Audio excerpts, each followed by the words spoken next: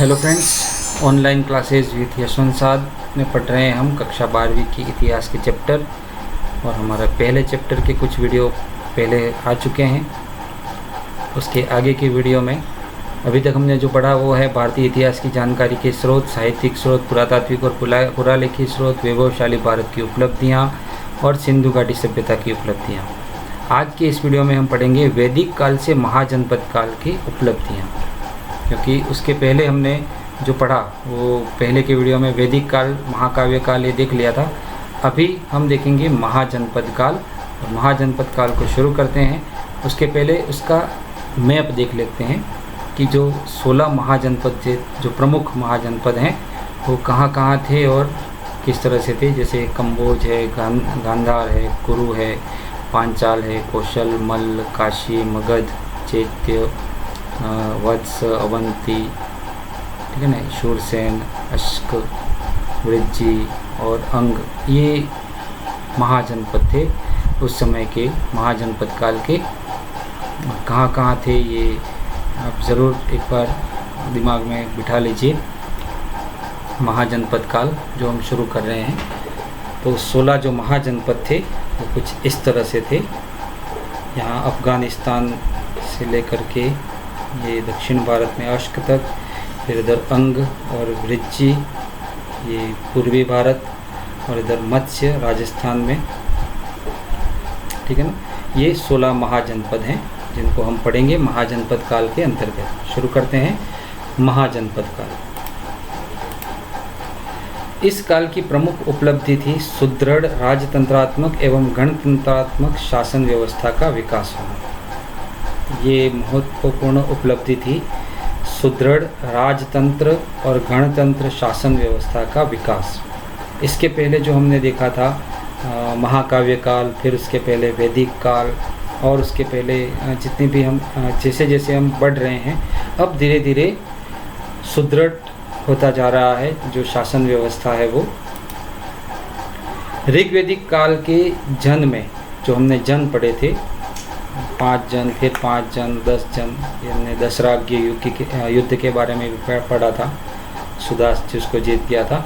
तो ऋग्वैदिक काल के जन में उत्तर वैदिक काल में जन बसना शुरू हो गए। अब ज़्यादा जन आ गए, लोग आ गए, अब इसलिए कहलाने लगे जनपद, और जनपद से फिर बन गए महाजनपद। ठीक है, पहले जन, फिर जनपद और फिर महाजनपद। जनपदों की स्थापना के साथ ही भू विस्तार के लिए आपसी संघर्ष होने लगा। पहले हमने देखा था कि शस्त्र भी नहीं रखे जाते थे सिंधु सभ्यता में, इतने शांति प्रिय लोग थे, पर अब जनपदों की स्थापना के साथ ही अपना अपना साम्राज्य विस्तार के लिए संघर्ष होने लगा था। बौद्ध ग्रंथ अंगुत्तर निकाय में 16 महाजनपदों की सूची दी गई है, जैसा अभी हमने मैप में देखा था। तो बौद्ध ग्रंथ अंगुत्तर निकाय में 16 महाजनपद बताए गए हैं, बड़े हैं, और वो हैं अंग, मगध, काशी, कौशल, वज्जीसंग, मल्ल, चेदी, वत्स, कुरु, पांचाल, मत्स्य, शूरसेन, अश्मक, अवंती, गांधार और कंबोज। ये 16 महाजनपद हैं जो हमने मैप में देखा था। वीडियो को आप रिवर्स करके भी एक बार फिर से देख सकते हैं अगर आप देखना चाहें तो। ये सभी 16 महाजनपद। इसके अलावा कई छोटे जनपद भी थे, और वो थे जैसे योद्धेय, मात्रक, त्रिगर्त, ऐसे छोटे जनपद भी थे, पर मुख्य रूप से 16 महाजनपद थे। इस समय 4 महाशक्तिशाली महाजनपदों का उदय हुआ, और यहाँ पर राजतंत्रात्मक शासन व्यवस्था थी, और वो 4 महाशक्तिशाली थे कौशल, मगध, वत्स और अवंती। ये शक्तिशाली जनपद हुए जिनमें आगे के हम वीडियो में देखेंगे कि किस तरह से संघर्ष हुआ भूमि विस्तार के लिए या अपने वर्चस्व के लिए। तो ये 4 प्रमुख याद रखेंगे, कौशल, मगध, वत्स और अवंती। बौद्ध ग्रंथों में 10 राज्यों के नाम मिलते हैं जहां गणतंत्रात्मक शासन प्रणाली थी।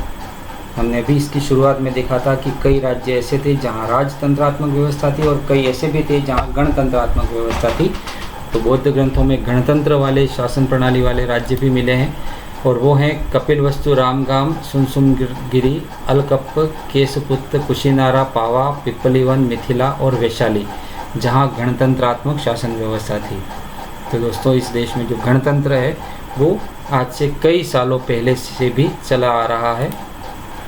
प्राचीन भारत में गणतंत्रात्मक शासन पद्धति और संवैधानिक व्यवस्था प्राचीन भारत में किस तरह की थी? आज से लगभग 2500 वर्ष पूर्व 2500 वर्ष पूर्व भारत में समृद्ध गणतंत्रात्मक शासन पद्धति थी और संवैधानिक व्यवस्था थी। इसके प्रमाण मिलते हैं।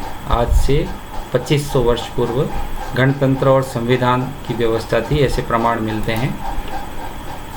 अर्थशास्त्र जो कौटिल्य या चाणक्य के द्वारा लिखी गई है, उस अर्थशास्त्र में लिच्छवी गणराज्य के लिए राजा शब्दोपजीवी संघ का प्रयोग हुआ है। राजा के लिए शब्दोपजीवी संघ का प्रयोग हुआ है और इसका अर्थ होता है वहाँ का प्रत्येक व्यक्ति अपने राज्य का राजा समझता है। जितने भी लोग रहते हैं वो स्वयं को अपन को खुद को राजा समझते हैं। शब्दोपजीवी संघ वो कौटिल्य के अर्थशास्त्र में लिखा है लिच्छवी गणराज्य के लिए। ये प्रमाण है कि गणराज्य है और प्रत्येक व्यक्ति स्वयं राजा है।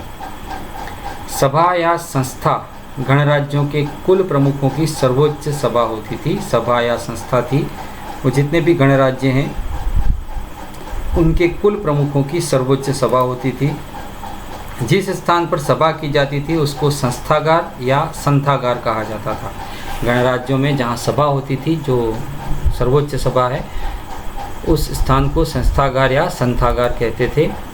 संस्थागार में सदस्यों की क्रम में बैठने की व्यवस्था आसन पन्नापक नामक अधिकारी करता था। सभी सदस्य क्रम में बैठें, उसकी व्यवस्था करने वाले का जो अधिकारी था उसका नाम था आसन पन्नापक।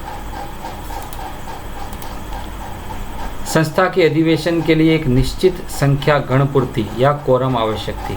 अब जो अधिवेशन होता था, जो सभा होती थी, उसके लिए आवश्यक था कि इतने लोग होने ही चाहिए। अगर इतने लोग नहीं होंगे तो फिर वो सभा नहीं होती थी। कोरम होना ज़रूरी था।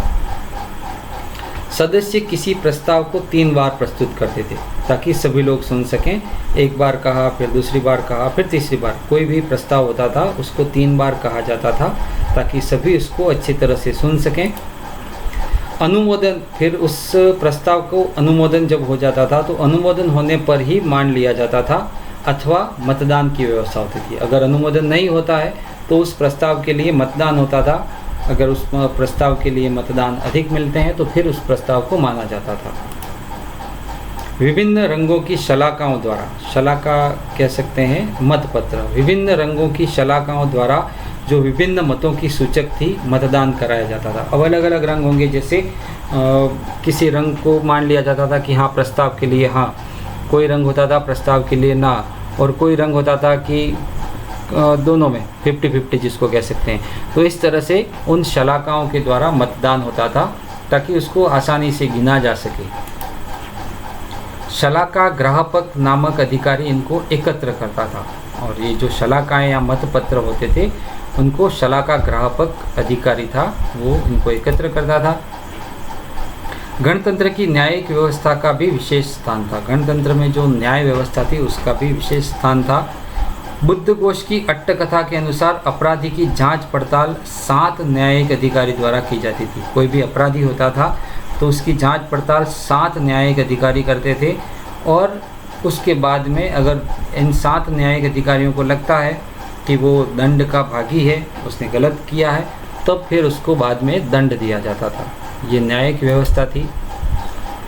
कालांतर में, यानी जैसे जैसे समय आगे बढ़ता गया, क्योंकि अब महाजनपद के बाद अंतिम जो था मगध जनपद था, उसके ऊपर चंद्रगुप्त मौर्य ने अपना शासन संभाला था। तो कालांतर में मौर्य शासक चंद्रगुप्त ने संपूर्ण राष्ट्र को एकता के सूत्र में बांधने का प्रयास किया और संपूर्ण भारत को एक राजनीतिक इकाई के रूप में संगठित किया।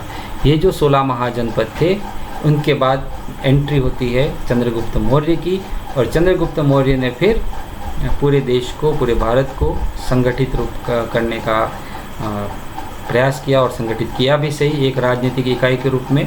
वो हम आगे के जो पार्ट आएंगे अपने इतिहास के उसमें ज़रूर पढ़ेंगे।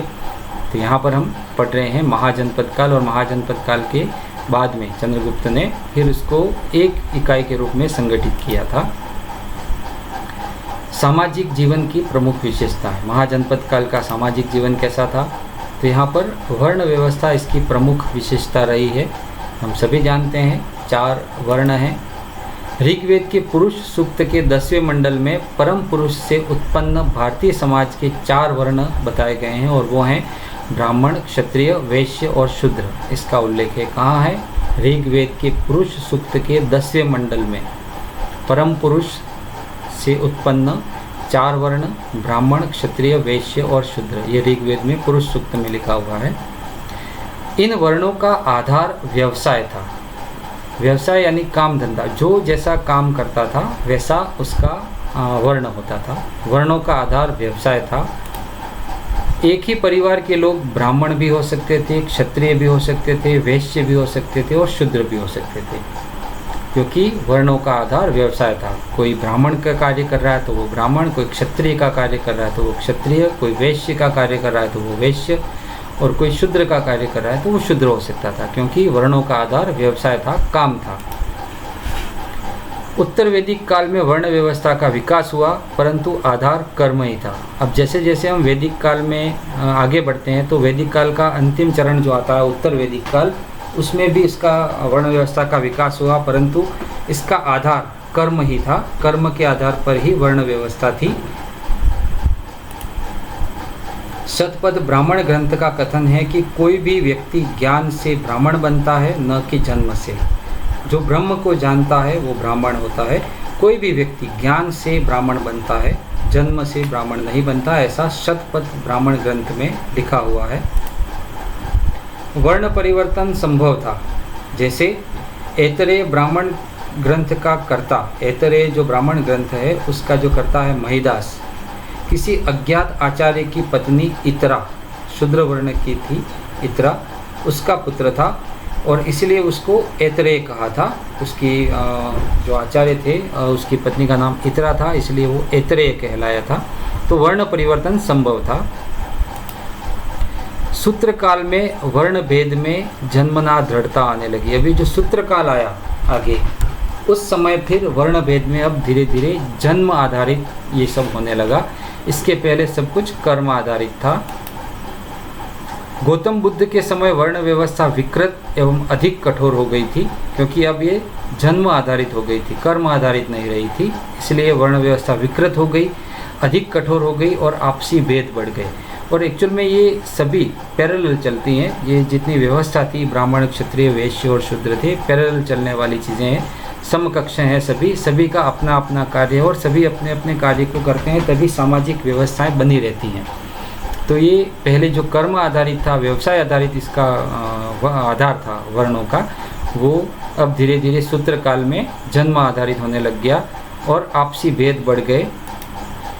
वर्ण व्यवस्था के विकृत रूप से ही फिर धीरे धीरे जातीय व्यवस्था बनी। ये जो जातियाँ आजकल हम देखते हैं वो इस वर्ण व्यवस्था के विकृत रूप से बनी। इसके पहले कर्म आधारित व्यवस्था थी और इसलिए बौद्ध साहित्य में वर्ण भेद की कटु आलोचना की गई है। क्यों की गई है?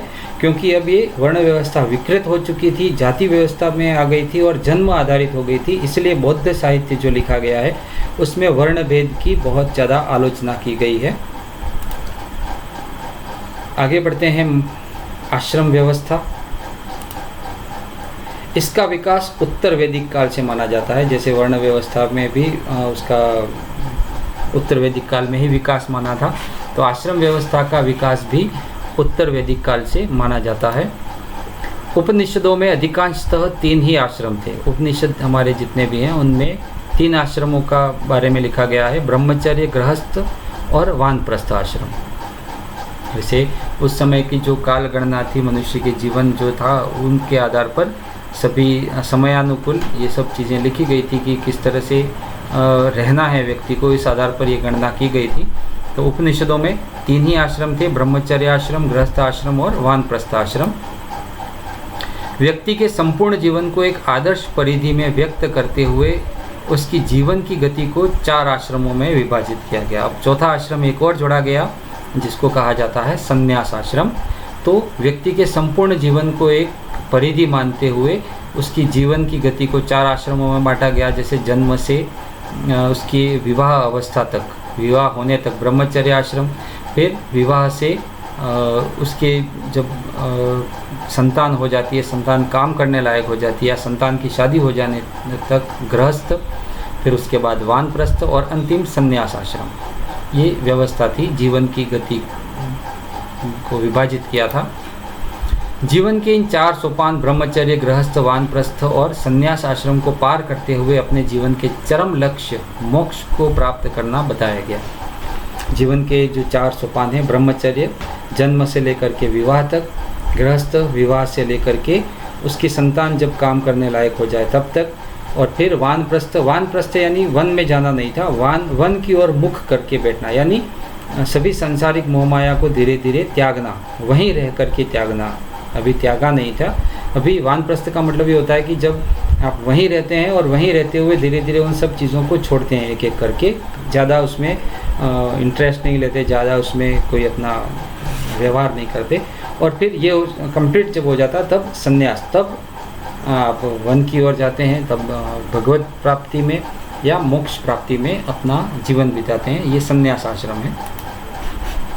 पुरुषार्थ और आश्रम के आदर्श एक दूसरे से जुड़े हुए हैं। पुरुषार्थ 4 हैं जो आगे हम पढ़ेंगे, धर्म, अर्थ, काम और मोक्ष। और आश्रम ये एक दूसरे से जुड़े हुए हैं। कैसे जुड़े हैं वो हम आगे देखेंगे कि किस तरह से इन आश्रमों से पुरुषार्थ जुड़े हुए हैं। धर्म, अर्थ, काम और मोक्ष। वर्ण व्यवस्था का उद्देश्य प्रत्येक व्यक्ति को गुण, कर्म और स्वभाव के अनुसार समाज के लिए उपयोगी बनाना था। ये जो वर्ण व्यवस्था थी, पहले हमने जो पढ़ी थी, ब्राह्मण, क्षत्रिय, वैश्य और शूद्र, वो प्रत्येक व्यक्ति को गुण, कर्म और स्वभाव के अनुसार समाज के लिए उपयोगी बनाना था। जैसे जिस व्यक्ति का जैसा गुण है, कर्म है और उसका स्वभाव है, वो उस वर्ण में जा सकता था। ये उस व्यवस्था का एक महत्वपूर्ण पहलू था कि जिस व्यक्ति में जो स्वभाव है, जो गुण है, वो काम करे। जैसे ब्राह्मण का पुत्र है पर उसमें क्षत्रिय के गुण हैं तो वो ये काम कर सकता है। तो जैसे किसी शूद्र का संतान है परंतु उसमें ज्ञान उपार्जन के लिए बहुत ज़्यादा उत्कंठा है तो वो ब्राह्मण में जा सकता है। ये एक व्यवस्था थी जो उस व्यक्ति के गुण, कर्म और स्वभाव के अनुसार समाज के लिए उपयोगी बनाने का था। और आश्रम व्यवस्था का उद्देश्य था भौतिक, सामाजिक, आध्यात्मिक और नैतिक लक्ष्यों का समान रूप से समन्वयीकरण। जो 4 आश्रम हमने पढ़े, ब्रह्मचर्य, गृहस्थ, वानप्रस्थ और संन्यास आश्रम, तो इसका उद्देश्य था भौतिक, सामाजिक, आध्यात्मिक और नैतिक लक्ष्यों का समान रूप से समन्वयीकरण। कब कब कौन कौन सा काम करना है। Professor GC. पांडे के अनुसार आश्रम व्यवस्था और वर्ण व्यवस्था वो दोनों एक दूसरे के पूरक के रूप में थी। एक के बिना दूसरे का काम नहीं चल सकता था। आश्रम व्यवस्था और वर्ण व्यवस्था एक दूसरे की पूरक थी, सप्लीमेंट्री थी, ऐसा प्रोफेसर जी.सी. पांडे का मानना था। संस्कार के द्वारा जीवन का परिष्कार। संस्कार क्या होते हैं देखते हैं। भारतीय ऋषियों की मान्यता है कि व्यक्ति जन्मना जायते शूद्र संस्कारात् द्विज उच्यते, यानी भारतीय ऋषियों का यह मानना है कि व्यक्ति का जन्म जो होता है वो शूद्र में हो सकता है परंतु संस्कार उसको द्विज बनाते हैं, उत्तम बनाते हैं, उच्च बना सकते हैं। ये भारतीय ऋषियों की मान्यता थी। भारत में व्यक्तिगत जीवन को सुव्यवस्थित करके पूर्णता की ओर ले जाने के लिए जिन धार्मिक, सामाजिक क्रियाओं को अपनाया जाता है उन्हें संस्कार कहा जाता है। संस्कार किसे कहते हैं? व्यक्तिगत जीवन को सुव्यवस्थित करके पूर्णता की ओर ले जाने के लिए जिन धार्मिक और सामाजिक क्रियाओं को अपनाया जाता है उनको संस्कार कहा जाता है। संस्कारों का विवेचन ग्रह सूत्र, धर्म सूत्र और स्मृतियों में मिलता है। ये जो हमारे शास्त्र हैं उनमें संस्कारों का विवेचन मिलता है, ग्रह सूत्र, धर्म सूत्र और स्मृतियों में।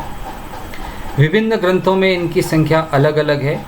वेखानस ग्रह सूत्र में 18 संस्कार बताए गए हैं। पाराशर, बोधायन, वाराह ग्रह सूत्र और मनुस्मृति में 13 संस्कार बताए गए हैं और गौतम ग्रह सूत्र में 40 संस्कार बताए हैं।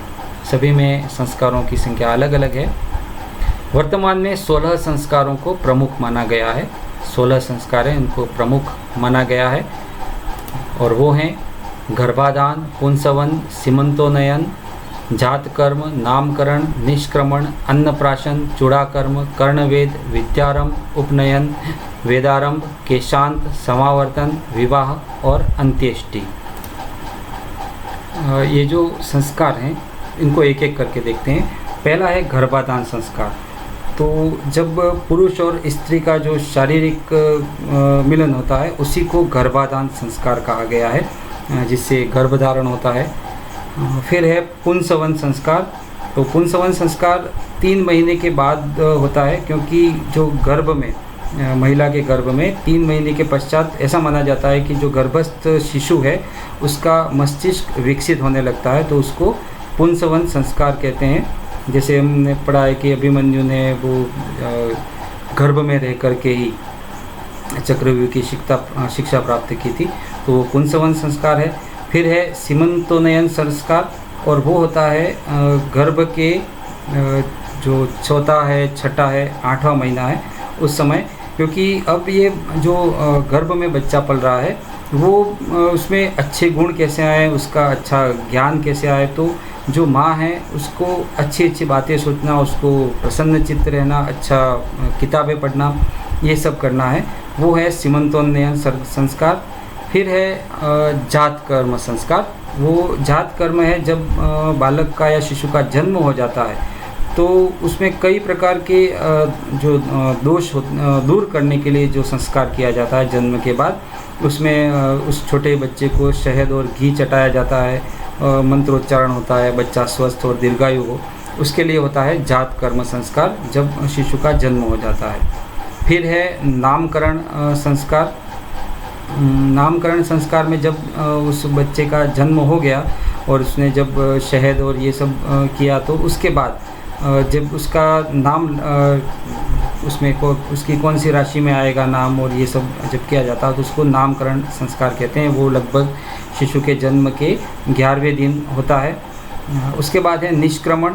निष्क्रमण जब जन्म ले लिया और उसके चौथे माह में निष्क्रमण संस्कार होता है। इसका मतलब होता है बाहर निकलना। जब उस समय उससे पहले तक माँ और शिशु दोनों घर के अंदर ही रहते हैं, तो जो उसका शरीर को या उस छोटे बच्चे को घर से बाहर निकालने का काम तब निष्क्रमण संस्कार के अंतर्गत होता है। अन्नप्राशन संस्कार होता है, वो लगभग उस बच्चे के दांत निकलने का समय होता है। 6-7 महीने का जब बच्चा हो जाता है तब उसको अन्न खिलाने की शुरुआत होती है, यानी 6-7 महीने तक उसको माँ का दूध पिलाया जाता है और उसके पश्चात उसको अन्न का शुरुआत की जाती है, तो उसको अन्नप्राशन संस्कार कहते हैं। फिर है चूड़ाकर्म संस्कार। चूड़ाकर्म संस्कार में बच्चे के जो पहली बार उसके बाल उतारे जाते हैं तो उसको चूड़ाकर्म संस्कार कहते हैं, जो या तो वो 1 वर्ष का हो या 3 वर्ष का हो या 5 वर्ष का या 7 वर्ष का, जब भी उसके जब बाल को पहली बार काटा जाता है तो चूड़ाकर्म संस्कार है। फिर है कर्णवेद संस्कार, यानी कान को छीदना। भारतीय परंपरा में ये कान को छीदने के एक संस्कार है और इसको साइंटिफिक भी लें तो एक्यूपंक्चर के हिसाब से मस्तिष्क में जो नसें जाती हैं उसका रक्त प्रवाह इससे ठीक हो जाता है। उसकी सुनने की शक्ति भी बढ़ती है, कई प्रकार के रोगों से रोकथाम हो जाती है और उसकी जो यौन इंद्रियां हैं वो भी इससे पुष्ट होती हैं, तो वो है कर्णवेद संस्कार। फिर है विद्यारंभ, जो उसकी विद्या को शुरू करने का संस्कार है। फिर है उसका उपनयन यानी यज्ञोपवीत संस्कार, उसमें जिसको अपन जनेऊ कह सकते हैं उसको यज्ञोपवीत संस्कार कहते हैं। उसके बाद है वेदारंभ, यानी उसके वेदों को पढ़ने का, जब उसकी पढ़ाई लिखाई शुरू की जाती है तो वेदारंभ संस्कार।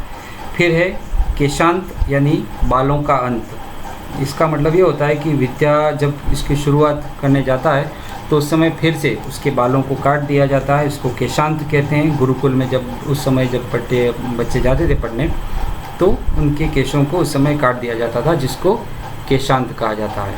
इसके बाद है समावर्तन संस्कार। समावर्तन का मतलब होता है फिर से लौटना, यानी जब उसकी शिक्षा दीक्षा पूर्ण हो जाती थी गुरुकुल में और उसका ब्रह्मचर्य आश्रम उसका पूरा हो जाता था, तब उसको वापस जब आ जाता था तो उसको कहते थे समावर्तन संस्कार। और समावर्तन के बाद होता है विवाह संस्कार। विवाह संस्कार में उसकी शादी हो जाती है और उसके बाद विवाह के बाद कोई संस्कार नहीं आता, उसके बाद अंतिम ही संस्कार आता है और वो है अंत्येष्टि, यानी उसका अंतिम संस्कार। तो ये 16 संस्कार वर्तमान में प्रचलित है जिनको माना जाता है। आगे बढ़ते हैं पुरुषार्थ की अवधारणा। जैसे अभी हमने पहले देखा था आश्रम व्यवस्था का पुरुषार्थ में आया था, जिक्र आया था, तो पुरुषार्थ क्या हैं? मैंने उस समय बताया था आपको, धर्म, अर्थ, काम और मोक्ष, ये 4 पुरुषार्थ हैं। पुरुषार्थ का तात्पर्य है पुरुष के योग्य अर्थ या मूल्य, पुरुष के योग्य मूल्य, अर्थात जिन आदर्शों का अनुसरण मनुष्य को अपने जीवन में करना चाहिए वो सभी कहलाते हैं पुरुषार्थ। जो भी आदर्श हैं उस जिनका अनुसरण मनुष्य को करना चाहिए वो सब पुरुषार्थ कहलाते हैं। पुरुषार्थ 4 हैं और वो हैं धर्म, अर्थ, काम और मोक्ष। धर्म, अर्थ और काम वैदिक काल से ही मनुष्य के लिए अनुसरण में बताए गए हैं, लेकिन उपनिषद, जैन धर्म और बौद्ध धर्म में मोक्ष को मनुष्य जीवन का परम और अंतिम लक्ष्य बताया, इसलिए फिर इस मोक्ष को भी जोड़ा गया। वैदिक काल में 3 ही थे, धर्म, अर्थ और काम। ठीक वैसे ही जैसे जो हमारे आश्रम व्यवस्था थी जिसमें 3 ही थे, ब्रह्मचर्य, गृहस्थ और वानप्रस्थ। संन्यास आश्रम को बाद में जोड़ा गया, तो ठीक वैसे ही यहाँ पर मोक्ष को भी बाद में जोड़ा गया है। धर्म अर्थात सदाचार, जो धारण करने योग्य है, जो भी अच्छी बातें हैं, सदाचार, आचरण। धर्म अर्थात सदाचार। फिर अर्थ का मतलब होता है भौतिक संपदा, रुपये पैसे का, धन का उपार्जन करना। काम अर्थात सुविधाओं का भोग करना। और मोक्ष अर्थात जीवन मरण के बंधन से मुक्ति। ये 4 पुरुषार्थ जिनमें से व्यक्ति को एक्चुअल में करने चाहिए। धर्म और मोक्ष के बारे में ही सोचना चाहिए। अर्थ और काम तो इजीली आ जाते हैं। अगर व्यक्ति धर्म और मोक्ष के प्रति सजग है तो अर्थ और काम उसके आउटपुट के रूप में इजीली मिल जाते हैं। परंतु व्यक्ति आजकल काम और अर्थ के पीछे भागता है और धर्म और मोक्ष को छोड़ दिया है। दिक्कत यहीं आई है। तो हमें इन 4 पुरुषार्थों में सबसे मुख्य रूप से देखना है धर्म और मोक्ष को। वैसे 4 पुरुषार्थ हैं, धर्म, अर्थ, काम और मोक्ष। इन चारों को ध्यान में रखना है और जीवन में आगे बढ़ना है। प्रथम 3 पुरुषार्थ का संबंध मनुष्य के सांसारिक जीवन से है। कौन कौन से? धर्म, अर्थ और काम, ये सांसारिक जीवन से संबंधित हैं। जबकि चौथे पुरुषार्थ का संबंध अध्यात्म से है, यानी जीवन मृत्यु से छुटकारा हो जाना, परम सत्ता से मिल जाना, वही मोक्ष है। ऋण और यज्ञ की अवधारणा। ऋग्वेद में लौकिक और परलौकिक दोनों संदर्भ में मनुष्य के ऋणों की चर्चा हुई है। लौकिक यानी यहाँ पर पृथ्वी पर, परलौकिक पृथ्वी से ऊपर, और उससे उऋण हो जाने में ही सुख नहीं थे, यानी उस ऋणों को उतार देने में ही सुख नहीं थे।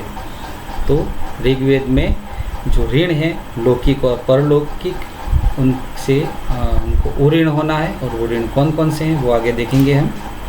भारतीय ऋषियों ने 3 ऋण की व्यवस्था की है और वो हैं देव ऋण, ऋषि ऋण और पितृ ऋण। 3 प्रकार के ऋण हैं, देव ऋण, ऋषि ऋण और पितृ ऋण। इनको एक एक करके देखेंगे। पहला है देव ऋण। देवताओं के प्रति हमारा दायित्व जिसे यज्ञ आदि से पूरा किया जाता है। जितने भी देवता हैं उनके प्रति हमारा दायित्व बनता है, कर्तव्य बनता है, जिनको यज्ञ, स्तुति, वंदना उससे पूरा किया जाता है। यह ऋण मनुष्य को सृष्टि से जोड़ता है, क्योंकि देवताओं के द्वारा, किसी परम सत्ता के द्वारा ही सृष्टि बनाई गई है, तो सृष्टि के लिए काम किया जाना है। ये ऋण मनुष्य को सृष्टि से जोड़ता है। सूर्य चंद्र की स्तुति करके सृष्टि की निरंतरता में हमें योगदान करना चाहिए। देवता जितने भी हैं, सूर्य चंद्र आदि, उनकी स्तुति करनी है और जिससे हम सृष्टि की निरंतरता में बने रहें, क्योंकि इन्हीं से सृष्टि चलती है। जैसे सूर्य एकमात्र है जो इस पृथ्वी को चलाता है। सूर्य से सभी पेड़ पौधे अपना भोजन बनाते हैं। वो पेड़ पौधे जो भोजन बनाते हैं वो शाकाहारी खाते हैं, मांसाहारी भी उसी पर निर्भर हैं। तो कहीं ना कहीं ये पृथ्वी पर जीते जागते देव हैं, तो उनकी निरंतरता में हमें योगदान देना है। ये देव ऋण को उतारना हुआ। अगला है ऋषि ऋण। जो ज्ञान हमें ऋषियों से मिला है उस ज्ञान और परंपरा का संवर्धन करके ऋषि ऋण की पूर्ति कर सकते हैं। जो भी ज्ञान हमें मिलता है उस ज्ञान को आगे बढ़ाना है, उसका संवर्धन करना है, दूसरों को देना है, उसको और ज़्यादा ग्रहण करना है। यही ऋषि ऋण की पूर्ति होती है। और अगला है पितृ ऋण। संतानोत्पत्ति के द्वारा मानव जाति की निरंतरता बनाकर हम पितृ ऋण से पूर्ति कर सकते हैं। जैसे पितृ ऋण हुआ कि हमको हमारे माता पिता ने उत्पन्न किया, तो हम भी आगे इस पीढ़ी की संतति को बनाए रखें, ये भी एक ऋण है जिसको पूरा करना है। तो ये पितृ ऋण की पूर्ति है। इन तीनों ऋणों से उऋण हो करके ही हम सुख प्राप्त कर सकते हैं, देव ऋण, ऋषि ऋण और पितृ ऋण। वैसे ही 5 महायज्ञ हैं, देखते हैं। प्रत्येक गृहस्थ के लिए 5 महायज्ञ आवश्यक हैं। पहला है ब्रह्म या ऋषि यज्ञ, स्वाध्याय और ऋषियों के विचारों का अनुशीलन करना, यह है ब्रह्म यज्ञ या ऋषि यज्ञ। स्वाध्याय करना और ऋषियों के जो विचार हैं, जो ज्ञान दिया है, उसका अनुशीलन करना ब्रह्म या ऋषि यज्ञ कहलाता है। देव यज्ञ, देवताओं की यज्ञ करके स्तुति करना, पूजा करना, प्रार्थना करना और वंदना करना, उनको धन्यवाद प्रेषित करना, ये देव यज्ञ कहलाता है। अगला है पितृ यज्ञ, माता पिता की सेवा करना और गुरु, आचार्य, वृद्धजन का सम्मान और सेवा करना, ये पितृ यज्ञ है। अगला है भूत यज्ञ, विभिन्न प्राणियों, पशु पक्षियों को भोजन करवा करके संतुष्ट करना, अतिथियों की सेवा करना, ये भूत यज्ञ है। और अगला है नृयज्ञ, संपूर्ण मानव मात्र के कल्याण के लिए कार्य करना, ये नृयज्ञ है। कुल 5 महायज्ञ हैं। तो ऋण और महायज्ञ हमने देखे, 3 तो ऋण हैं, ऋषि ऋण, देव ऋण और पितृ ऋण, और 5 महायज्ञ हैं, ब्रह्म यज्ञ, देव यज्ञ, पितृ यज्ञ, भूत यज्ञ और नृयज्ञ। ये कहीं ना कहीं मानव कल्याण के लिए, मानव मात्र के कल्याण के लिए हैं, जो करने ज़रूरी है। यज्ञ का मतलब ये है कि हम इन चीज़ों को माने, ये जो चीज़ें हैं जो कही गई हैं, इन सबको माने और इन सब के अनुरूप कार्य करें। यज्ञ का मतलब ये नहीं कि हम जो चीज़ें हमको करनी है वो ना करें, हमको ये सब चीज़ें करनी है, जैसे स्वाध्याय करना है, प्रार्थना, धन्यवाद, स्तुति करनी है, माता पिता की सेवा करनी है, पशु पक्षियों की, अतिथियों की सेवा करनी है और मानव मात्र के कल्याण के लिए कार्य करना है। ये 5 महायज्ञ हैं। आगे बढ़ते हैं। परिवार व्यवस्था और स्त्रियों की स्थिति उस समय कैसी थी। परिवार व्यवस्था ने व्यक्ति को व्यक्ति से जोड़ करके समाज और राष्ट्र तक पहुंचाया है। ये परिवार व्यवस्था है कि परिवार में अगर व्यक्ति से व्यक्ति जुड़ेगा तो आगे समाज और फिर आगे राष्ट्र बनेगा।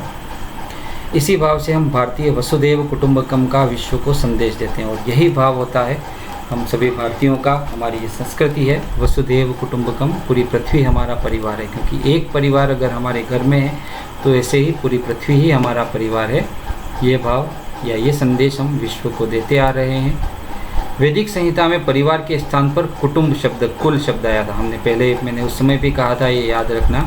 जब हम पढ़ रहे थे वैदिक काल, तो उस समय परिवार के स्थान पर कुटुंब शब्द आया है, जहाँ 2 से 3 पीढ़ियों के लोग रहते थे और उसे वर्तमान में संयुक्त परिवार कहा जाता है। तो उस समय कुल शब्द था, तो हमने पढ़ा था इसके पहले के वीडियो में। तो ये कुटुंब या कुल, जहाँ पर 2 से 3 पीढ़ियों के लोग रहते हैं और इसी को वर्तमान में हम संयुक्त परिवार कहते हैं। वैदिक युग में परिवार पितृसत्तात्मक थे। परिवार का मुखिया पिता होता था, पर इसके पहले हमने सिंधु घाटी सभ्यता जो पढ़ी थी या उसके पहले का जो समय था वहाँ मात्र सत्तात्मक पढ़ा था। तो वैदिक युग में परिवार पितृसत्तात्मक थे, लेकिन पुत्री, पत्नी और माँ के रूप में स्त्री की अत्यधिक प्रतिष्ठा थी। यत्र नार्यस्तु पूज्यन्ते रमन्ते तत्र देवता, जहाँ नारियों की पूजा होती है, जहाँ स्त्रियों की पूजा होती है, वहाँ देवता का निवास होता है। ऐसा भाव भारतीय समाज में था और आजकल हम देख रहे हैं आज के हमारे समाज में क्या स्थिति आ चुकी है।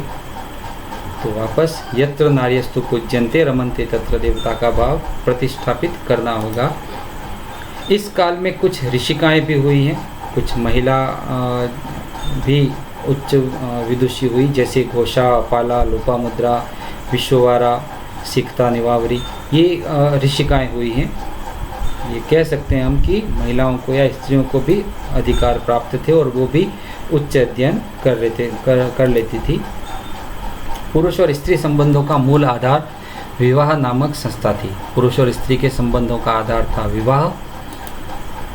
धर्मशास्त्रों में विवाह के 8 प्रकारों का उल्लेख है और वो 8 प्रकार हैं: ब्रह्म विवाह, देव विवाह, आर्य विवाह, प्रजापत्य विवाह, असुर विवाह, गंधर्व विवाह, राक्षस विवाह और पेशाच विवाह। ये अलग अलग प्रकार के विवाह हैं जिनमें कुछ सही हैं, जैसे ब्रह्म विवाह, देव विवाह, आर्य विवाह और प्रजापत्य विवाह तक ठीक ठाक है। पर इसके आगे असुर विवाह, गंधर्व विवाह, राक्षस विवाह और पैशाच विवाह को अनुकरणीय नहीं माना गया है, क्योंकि यहाँ पर कहीं न कहीं महिला की या स्त्री की जो स्वाभिमान है उस पर ठेस पहुँचती है। परंतु ब्रह्म, देव, आर्य और प्रजापत्य विवाह अच्छे माने गए हैं। आगे बढ़ते हैं। धार्मिक जीवन की उपलब्धियाँ।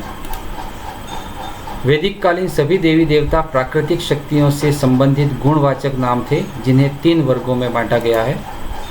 पहला है स्वर्गवासी देवता यानी आकाशवासी देवता। वो थे द्योस, वरुण, सूर्य, सावित्री, अदिति, उषा, मित्र, विष्णु, अश्विन और मित्र। ये स्वर्गवासी आकाशवासी देवता माना गया है। अगले हैं पार्थिव देवता, पृथ्वीवासी देवता। वो हैं पृथ्वी, अग्नि, सोम, बृहस्पति, सरस्वती आदि।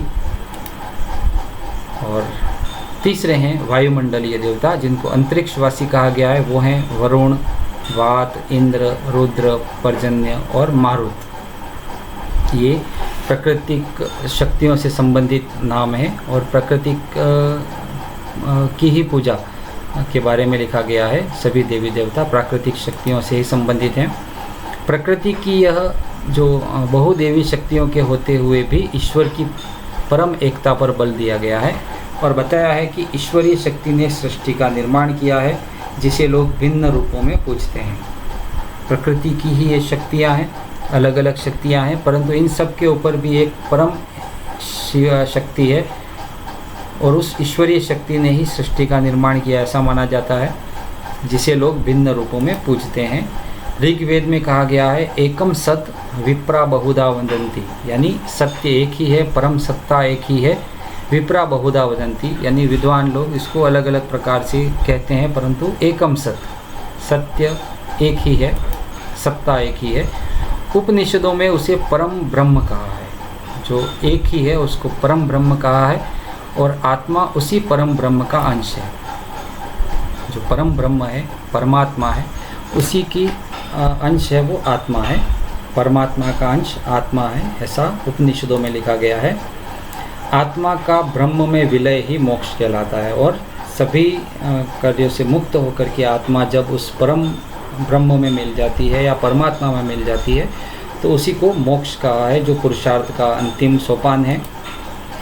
श्रीमद् भगवद गीता जैसे धर्म, दर्शन और नीति के महान ग्रंथ की रचना हुई। कर्मयोग पर चलने का संदेश मिला। कर्मण्येवाधिकारस्ते मा फलेषु कदाचन, ये महाकाव्य काल के बाद जो महाजनपद काल आया तो उस समय ये जो हमको संदेश मिला भगवद गीता जैसे, ये धार्मिक जीवन की उपलब्धि में है कि भगवद गीता जो आज भी मानी जाती है, जिसमें कर्म करने का, कर्मयोग का संदेश मिला है। आगे बढ़ते हैं। आर्थिक जीवन की उपलब्धियाँ। भारत की समृद्धता के कारण ही प्राचीन काल में भारत सोने की चिड़िया कहलाता था। ये हमने शुरुआत में देखा था कि आर्थिक समृद्धि थी, इसलिए भारत सोने की चिड़िया कहलाता था।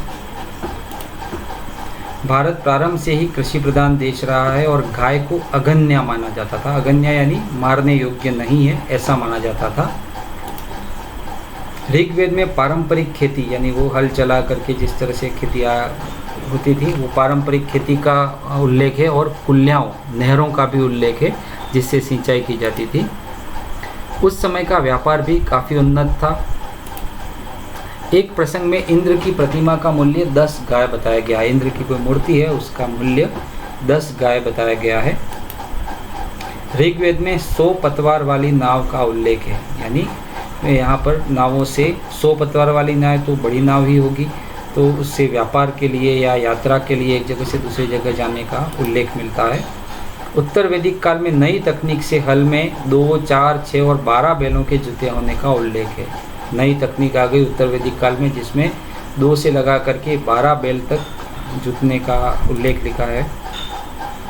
श्रेष्ठी, गण और गणपति शब्द का प्रयोग व्यावसायिक संदर्भ में इसी काल में हुआ था। ये जो शब्द हैं श्रेष्ठी, गण और गणपति, इसका व्यावसायिक संदर्भ में उल्लेख वहीं पर हुआ है। महाकाव्य काल में 2 प्रकार की उपज का उल्लेख है। पहला तो है वनेय, जो अपने आप पैदा होती है, इसको कह सकते हैं वन से संबंधित, जो वन में अपने आप पैदा होती है, वनेय। और दूसरी है कृष्ट, जो कृषि कार्य और परिश्रम करके उत्पन्न की जाती है। 2 प्रकार की उपज का उल्लेख है, वनेय और कृष्ट। इस काल में देशीय और अंतर्देशीय दोनों प्रकार का व्यापार होता था, तो आर्थिक जीवन भी सुदृढ़ था इस काल में। आगे बढ़ते हैं, कला संबंधी उपलब्धियां क्या क्या रही। कला के क्षेत्र में जैन और बौद्ध धर्म का दोनों का ही विशेष योगदान रहा। जैसे इस समय तक ये दोनों धर्म भी आगे आ चुके थे, जैन और बौद्ध धर्म। तो कला के संबंध में या कला के क्षेत्र में, क्योंकि जैसे मूर्तियाँ, मंदिर, मठ, विहार ये सब बने, इनके अनुयायियों द्वारा भारत के मंदिर, मठ, चैत्य, विहार, स्तूप, मूर्तियाँ, गुफाएं ये सभी जो बनी वो भारतीय कला के उत्कृष्ट प्रमाण हैं। कोलवी की बौद्ध गुफाएं, सांची, बरहुत और अमरावती के स्तूप, कान्हेरी जो मुंबई में है, कार्ले बांजा जो मुंबई और पुणे के मध्य है, उसके चैत्य और विहार बौद्ध कला के श्रेष्ठ उदाहरण हैं जो अभी उपलब्ध हैं, जिनको हम देख सकते हैं और जिनकी कला देखते ही बनती है। मूर्ति कला में गांधार और मथुरा कला का विशेष योगदान रहा। ये याद रखिएगा, उस समय कौन सी कला मूर्तियों में प्रचलित थी, तो गांधार और मथुरा कला है। अजंता के भित्ति चित्र और चित्रकला जो है वो विश्व विख्यात है। अजंता के जो भित्ति चित्र हैं और जो चित्रकला है वो विश्व विख्यात है।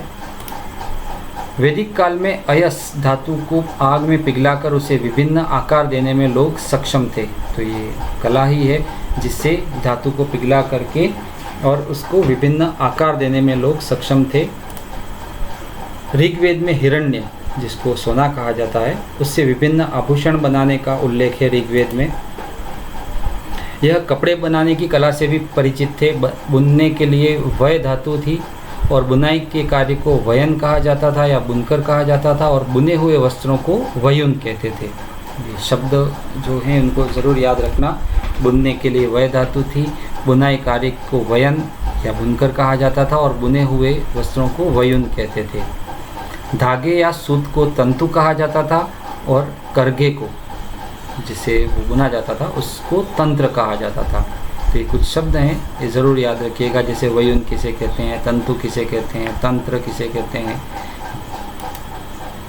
विज्ञान से संबंधित उपलब्धियाँ। इस समय विज्ञान के गणित, ज्योतिष और रसायन विषयों पर लिखित संस्कृत ग्रंथों का अनुवाद परवर्ती काल में अरबी और लैटिन तथा अंग्रेजी भाषाओं में हुआ। कह सकते हैं कि कितना उत्कृष्ट रहा होगा ये, जिनका जो अनुवाद है वो अलग अलग भाषाओं में हुआ, अरबी, लैटिन और अंग्रेजी भाषाओं में। चिकित्सा विज्ञान, विज्ञान से ही संबंधित है। इस समय आयुर्वेद और चिकित्सा विज्ञान का विस्तृत उल्लेख है। ऋग्वेद में भिषक, वैद्य या चिकित्सक कहा जाता था, उसका भी उल्लेख है ऋग्वेद में। भिषक शब्द वैद्य या चिकित्सक के लिए प्रयुक्त होता था। चरक, सुश्रुत और धन्वंतरी इस क्षेत्र में प्रमुख विद्वान थे। चरक संहिता में चिकित्सा पद्धति का विशद वर्णन है। चरक संहिता है, उसमें चिकित्सा किस तरह से की जाती है उसका विशद विवरण है। बहुत गहन मात्रा में अध्ययन किया गया है उसमें। चरक संहिता में अच्छे वैद्य के, जो अच्छा चिकित्सक होता है, उसके 6 गुण बताए गए हैं, और वो गुण हैं विद्या यानी शिक्षा, वितर्को यानी आलोचनात्मक दृष्टिकोण, दोनों तरफ देखना, विज्ञान, स्मृति, तत्परता और क्रिया। ये किसी अच्छे वैद्य के 6 गुण हैं जो आज भी होने चाहिए वास्तव में, कि उसको ज्ञान होना चाहिए, किसी भी चीज़ का आलोचनात्मक दृष्टिकोण रखे, विज्ञान से किसी चीज़ को हैंडलिंग करे, स्मृति अच्छी हो, तत्परता हो और क्रिया करे। अथर्ववेद के अध्याय 8 श्लोक 10 में उल्लेख है कि जहर का उपचार जहर से होता है। जो आजकल हम देखते हैं कि अगर किसी को सांप ने काट लिया तो उसका एंटीवेनम दिया जाता है, यानी जहर का उपचार जहर होता है। ऐसा अथर्ववेद के अध्याय 8 में 10वें श्लोक में लिखा हुआ है। वेदों के 3 प्रमुख विषय हैं, ईश्वर, आत्मा और प्रकृति। वेदों के 3 प्रमुख विषय हैं, ईश्वर, आत्मा और प्रकृति, जिसमें प्रकृति में संपूर्ण चिकित्सा विज्ञान का विवरण है। प्रकृति में ही संपूर्ण चिकित्सा विज्ञान है, इनको पढ़ने वाला चाहिए। और इसी प्रकृति की संपूर्ण चिकित्सा को हमने आयुर्वेद के रूप में लिया है। आयुर्वेद के कई सिद्धांत आज भी प्रचलित हैं, जैसे त्रिधातु सिद्धांत, त्रिदोष सिद्धांत, पंचभौतिक देह और पुरुष प्रकृति संबंध आदि सिद्धांत आज भी प्रचलित हैं आयुर्वेद से संबंधित, और वो आज भी इसके ऊपर उपचार होता है। ये और बात है कि हमने अंग्रेजी दवाइयों को और इन सबको अपना लिया, अन्यथा आयुर्वेद से अच्छी कोई चीज़ नहीं, क्योंकि प्रकृति से ही सभी कुछ संभव है। जैसे आजकल हम देख रहे हैं कि जो कोरोना वायरस आ गया, जिसमें कई सारे वैज्ञानिक, विश्व भर के वैज्ञानिक इसमें लगे हुए हैं, परंतु अभी तक उसकी कोई वैक्सीन नहीं बना पाए। तो कहीं ना कहीं अगर हमारा आयुर्वेद आज प्रबल होता तो ज़रूर इसके ऊपर हम कुछ कर सकते। तो ये हमारे लिए सीखने की बात है कि हम इस आयुर्वेद को, जो प्रकृति से संबंधित है, क्योंकि ये वेदों में लिखा गया कि प्रकृति में संपूर्ण चिकित्सा विज्ञान का विवरण है, तो प्रकृति में ही ये सब चीज़ें, क्योंकि बीमारियां भी जो हाँ आती हैं वो प्रकृति से ही आती है, तो उसका कहीं ना कहीं तोड़ प्रकृति में ही विद्यमान है। आचार्य सुश्रुत के 8 अंगों में प्रमुख हैं शल्य, काय चिकित्सा, भूत विद्या, कौमारभृत्य, अगध, शालाक्य, रसायन, वाजीकरण। ये आचार्य जो सुश्रुत हुए हैं उसके इनके 8 अंग हैं जिनको याद रखना है।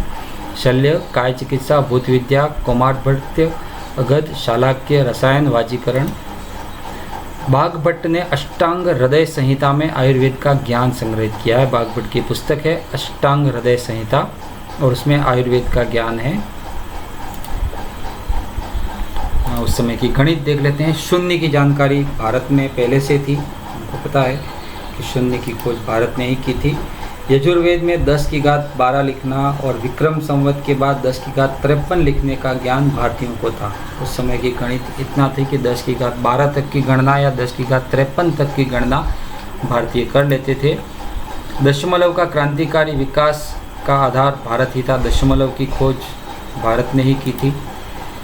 वर्गमूल, त्रिभुज, चतुर्भुज, वृत्त आदि का क्षेत्रफल और पाई का 4 दशमलव तक का मान, यानी पाई जो 22/7 होता है उसका 4 दशमलव तक मान 3.1416 का ज्ञान 5वीं शताब्दी में आर्यभट्ट को था। 5वीं शताब्दी में आर्यभट्ट को पाई का मान इतना होता है, ये उस समय ज्ञान था। भास्कराचार्य के लीलावती सिद्धांत शिरोमणि ग्रंथ महत्वपूर्ण है। भास्कराचार्य ने जो ग्रंथ लिखे हैं गणित संबंधी, लीलावती और सिद्धांत शिरोमणि, ये महत्वपूर्ण है। शुल्ब सूत्र से क्षेत्रफल और रेखागणित का सिद्धांत, चिति प्रमेय का प्रतिपादन बोधायन ने किया था। जो रेखागणितीय या जो हमारी गणित का एक पार्ट है उसके सिद्धांत हैं, चिति प्रमेय का प्रतिपादन बोधायन ने किया था। वर्ग सूत्र भी बोधायन और आपस्तंभ का है, तो इसका प्रतिपादन या इसका भी उल्लेख बोधायन और आपस्तंभ से ही जुड़ा हुआ है। आगे बढ़ते हैं। खगोल एवं ज्योतिष विज्ञान। भारतीय पंचांग प्रणाली से प्रकट होता है कि पृथ्वी का आकार, भ्रमण, सूर्य ग्रहण, चंद्र ग्रहण, ग्रह, उपग्रह, तारों की गति, नक्षत्र आदि की जानकारी और गणना विज्ञान युग में भी सटीक है। जैसे आज का जो ज्योतिष है या आज का जो हम मानते हैं पंचांग है, उसमें आज से 50 साल बाद, 100 साल बाद कब चंद्र ग्रहण होगा, कब सूर्य ग्रहण होगा, इन सब की गणना की हुई है। तो उस ज़माने से, उस समय जब इतना कोई कैलकुलेटर नहीं था, कंप्यूटर नहीं था, तो उस समय इन सभी तारों की गति कैसे होगी, कितना चल करके इतने समय बाद वहाँ जाएंगे, तब सूर्य ग्रहण होगा, तब चंद्र ग्रहण होगा, ये सब गणना उस समय जो की थी, तो जो आज भी सटीक है। आज भी हम अगर हम कैलेंडर में देखें तो आज से 10 साल बाद, 20 साल बाद, 100 साल बाद कब सूर्य ग्रहण होगा, कब चंद्र ग्रहण होगा, ये गणना आज भी इन पंचांगों में मौजूद है। तो ज्योतिष विज्ञान बहुत ही उत्कृष्ट रहा है। बहुत समय पहले ही आर्यभट्ट ने पृथ्वी के भ्रमण का सिद्धांत प्रतिपादित किया था। बहुत समय पहले आर्यभट्ट ने बता दिया था कि पृथ्वी भ्रमण करती है, जो उसकी गति है उसके बारे में उसका सिद्धांत प्रतिपादित किया था। तारों और ग्रहों की गति के सूक्ष्म ज्ञान का वर्णन शतपथ ब्राह्मण ग्रंथ में है। शतपथ ब्राह्मण ग्रंथ जो है उसमें तारों और ग्रह, हमारे जितने ग्रह हैं उनकी गति का सूक्ष्म ज्ञान, कितनी इनकी गति है वो उसमें वर्णन है। कणाद ऋषि वैशेषिक दर्शन के रचयिता हैं। कणाद जो ऋषि हैं वो वैशेषिक दर्शन के रचयिता हैं और अणु सिद्धांत के प्रवर्तक हैं। अणु सिद्धांत के प्रवर्तक कणाद ऋषि थे, वैशेषिक दर्शन के रचयिता कणाद ऋषि थे, ज़रूर याद रखिएगा। कणाद ने पदार्थ के संघटक तत्व, किसी पदार्थ में कौन कौन से तत्व होते हैं और कौन कौन से गुण होते हैं, इस सिद्धांत का प्रतिपादन किया था। पदार्थ के संघटक तत्व और गुण का सिद्धांत का प्रतिपादन किया था कणाद ने। यूरोप में 14वीं शताब्दी में भौतिकी के जो सिद्धांत प्रस्तुत किए गए वो 5वीं शताब्दी के प्रशस्तपाद के पदार्थ धर्म संग्रह और व्योम शिवाचार्य के व्योमवती ग्रंथ में उपलब्ध हैं। यूरोप ने जो 14वीं शताब्दी में भौतिकी के सिद्धांत बनाए वो भारत में 5वीं शताब्दी में प्रशस्तपाद के पदार्थ धर्म संग्रह और व्योम शिवाचार्य के व्योमवती ग्रंथ में उपलब्ध हैं। ये जो हमने पाठ पढ़ा भारत का वैभवपूर्ण अतीत, उसका सारांश बहुत कम शब्दों में। पृथ्वी पर रोम, यूनान, मिस्र, सुमेरिया आदि संस्कृतियाँ उदित भी हुई और अस्त भी हो गई, परंतु कुछ तो है कि मिटता नहीं निशान हमारा। भारतीय धर्म, समाज और संस्कृति और इतिहास प्राचीन काल से ही अत्यधिक गौरवपूर्ण और समृद्धि रही है भारतीय समाज संस्कृति की, और आज भी ये संस्कृति मौजूद है और भविष्य में भी रहेगी, इसमें कोई दो राय नहीं। कई आक्रमण हुए परंतु फिर भी हमारी संस्कृति अक्षुण्ण बनी रही है और आगे भी बनी रहेगी, क्योंकि यहाँ की संस्कृति वसुधैव कुटुंबकम को मानती है, और जो वसुधा को ही अपना परिवार मानती है वो कभी ख़त्म नहीं हो सकती।